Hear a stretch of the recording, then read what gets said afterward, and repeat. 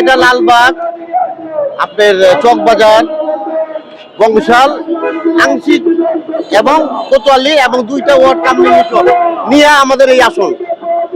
আমাদের এই আসন বিএনপির আসন। আমরা এই আসনটা আমাদের পুরান ঢাকার লোক এখানে বেশি। আর আমরা যারা বিএনপি শুরুর থেকে আমরা বিএনপি করে আসছি, আন্দোলন সংগ্রামে জেল জুলুমে আজকে আমরা চারজন দেখেন, আমরা চারজন এখানে আছি। এই চারজনই আমরা পুরো আন্দোলনটাকে ধরে রাখছি। আজকে আমাদের ভারপ্রাপ্ত চেয়ারম্যান জনাব তারেক রহমান স্যারকে কে বা কাহারা বুঝাইছে যে এই ক্যান্ডিডেট লালবাগের ক্যান্ডিডেট উনি পুরান ঢাকার লোক। আসলে উনি পুরান ঢাকার লোক না, ছয়ের লোক, ছয়ের ভোটার। যদি উনি দেখাইতে পারে যে উনি সাতের ভোটার, আমরা উনি সাতের লোক, আমরা মাইনে নিতাম। আজকে বহিরাগত চাঁদাবাদ সন্ত্রাসী যার নামে মামলা নাই, যার নামে কোনো আন্দোলন এসে কিছু দেখা যাবে না।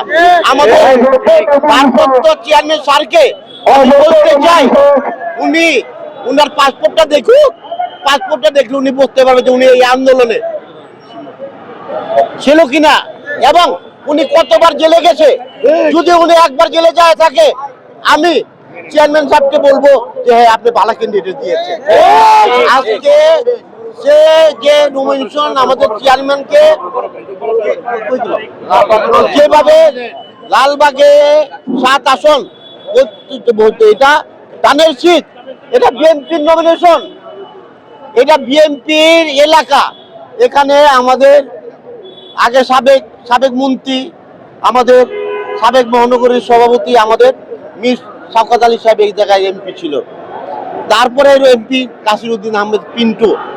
তারপরে মনে করেন যখন আমরা নাসিরউদ্দিন পিন্টুকে ইলেকশন করি এই এলাকায়, আমরা 1000 ভোটে তখন পাস হয়েছি। তখন আমাদের অনেক পপুলার বিএনপি দাঁড়িয়ে সিটেট ছিল, তখন জামাত গেলাম আমাদের সঙ্গে ছিল।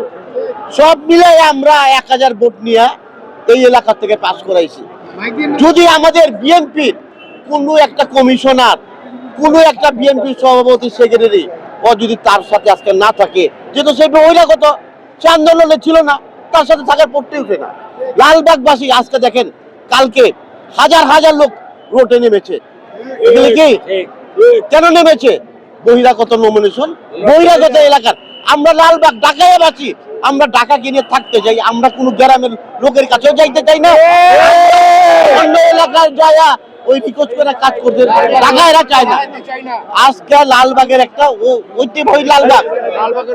আপনারা জানেন যে আমাদেরকে ঢাকা মহানগরীতে যে কোনো আমাদের জনসভা হয়, আমাদেরকে বলা হয় লালবাগ, ওই মাঠটা লালবাগ ভরবে ওই কোনাটুকু।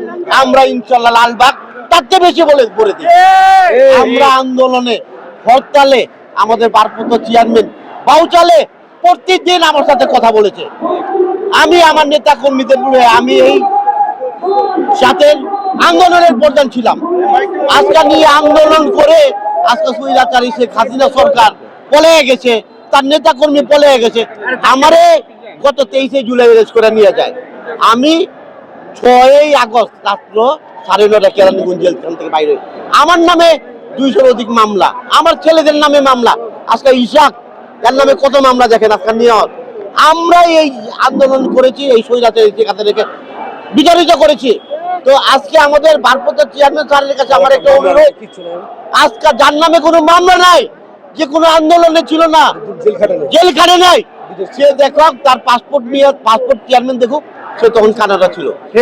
এই 5 তারিখের পরে উনি কানাডা থেকে 1 মাস আগে পরে ঢাকায় আসছে। সে ঢাকার সাথে ভোটারও না।